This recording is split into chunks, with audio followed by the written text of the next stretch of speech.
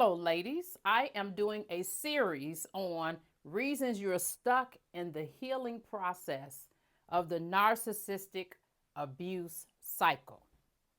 And this is part one. The question that a lot of women often ask is, why can't he block me?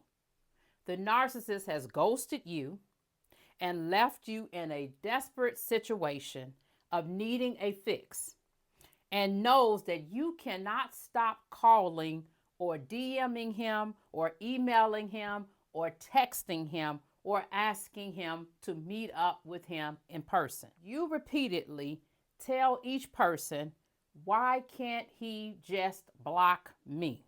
Why do I have to block him instead? You are placing unintentionally, right?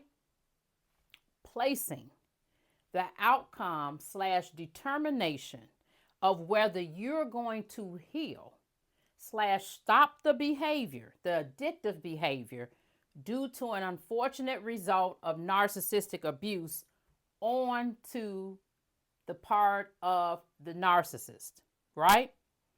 You are saying your healing hinges on the person who is emotionally abusing you. Whenever you attach your healing, right?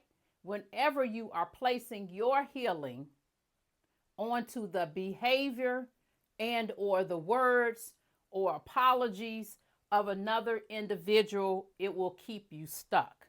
That other person can keep you in that cycle for 10 years, 20 years, 30 years, 40 years, 50 years because of their brokenness, and you still not be able to heal because you've made your healing contingent upon another person's words and or actions. When a narcissist decides to ghost you as his form of discard, he knows he's got you trapped between a rock and a hard place. When any person ghosts another person as the ending of a relationship, it creates ambiguous loss.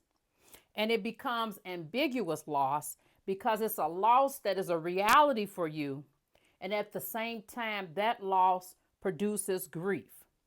And the person is still up and living and moving around and functioning, but either through illnesses like dementia, mental illness, estrangement, divorce, or being cut off. You no longer have contact with the person, nor do you have the closure. The ghosting is the closure for some narcissistic individuals, and ghosting is the closure for some individuals in general. But when it comes to narcissistic individuals, a lot of them will choose ghosting as their primary method. And some of them will use ghosting as a primary method for you, but for someone else, he had forced a reverse discard, where they were the ones that had to put him out or either leave the relationship, right? When a narcissist ghosts their partners, it creates a series of events.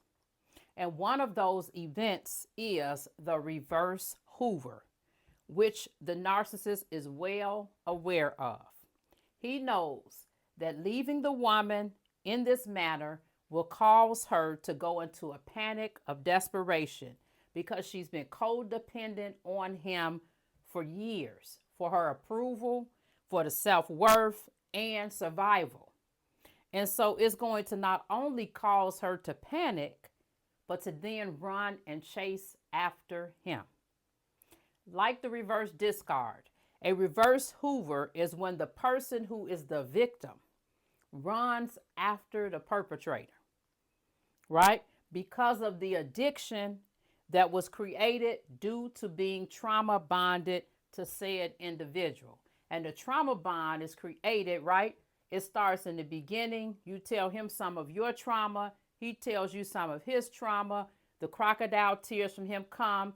Then you start to tell him your entire familial background history, right?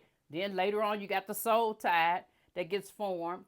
And then not only that, but the trauma bond keeps being reinforced and reinforced and reinforced because of the intermittent behavior of him taking you from the penthouse to the basement. You keep going from the penthouse to the basement on the elevator. The hot and cold, mean and sweet cycles. So that's how the trauma bond is reinforced. So because of this trauma bond, you've got an addiction, right?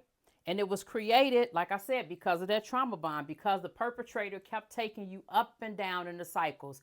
And when it was good, you were like, oh, well, maybe it wasn't that bad. Maybe him not answering 200 calls wasn't that bad. Maybe him not answering 300 text messages from me wasn't that bad, right? Maybe him not picking up the kids wasn't that bad. Yeah, maybe it wasn't that bad. Maybe it's just me. Yeah, maybe he is a good husband. Maybe he is a good partner. Yeah, maybe I was just thinking of things, right? Then the roses come, and then the jewelry comes, and then the vacation comes, and then the candy bar comes, right? After a while, then and it's the muffin that comes. It's the small little things. It becomes the breadcrumbs that keep you hanging on and thinking, maybe it wasn't so bad. At least he's doing this, right? And next thing you know, you manage down to just getting a piece of candy, and that's enough for you to hang on because of the trauma bond that has you holding on for dear life. And you're thinking, I can fix this. I know I can. I just got to try a little bit harder, right? And a trauma bond, what happens is when you get addicted to the unpredictability of being with the narcissist, right? Because after a while, you know what the behavior is going to be, but you don't know when it's going to pop off. It's kind of like a jack in the box. I know as a kid, I liked the toy, but then I didn't like it because you're turning and you're turning and you're turning, and you know at any minute it's going to pop out, but you don't know when. So you know the behavior, but then you don't know when it's going to happen. And the trauma bond keeps you addicted to the unpredictability, right? You go from the high to the low over and over and over again because he's making all of these false promises to you. You know what, baby? I'm going to show up at church on Sunday morning. I'll be there. I'm coming to church. You know what? I'm going to go to therapy, baby. You know I told you that, and I've been playing around, but we're going to go to couples therapy. I'm going to do individual therapy. I'm going to join the men's group at church. I'm going to do all that, baby. False promises, just setting up false hope, right? And even after he's ghosted you, and because you've done the reverse Hoover to get back in contact with him, right? On one of the rare, out of the 200, 300 times you've called him, out one time out of that rare times that he answers the phone and picks up, okay, you know what? We're going to talk it all out. We're going to make up. I'm going to make it up to you. I know I haven't been present in your life. I know I haven't been a good friend to you. I haven't been a good partner. I haven't been a good husband. I haven't been a good father. We can talk about this. Let me come by the house. I'm going to talk to you. I'm going to take the kids here and there. And guess what happens? You go right back into that cycle. You believe him. He doesn't show up. And then what happens? You start calling him all over again. But because he set up that false hope inside of you, you have already had just a little crumb to hold on to because he said he was coming by, right? And so then the cycle starts all back over again. The same cycle, the wash, the rinse, the repeat.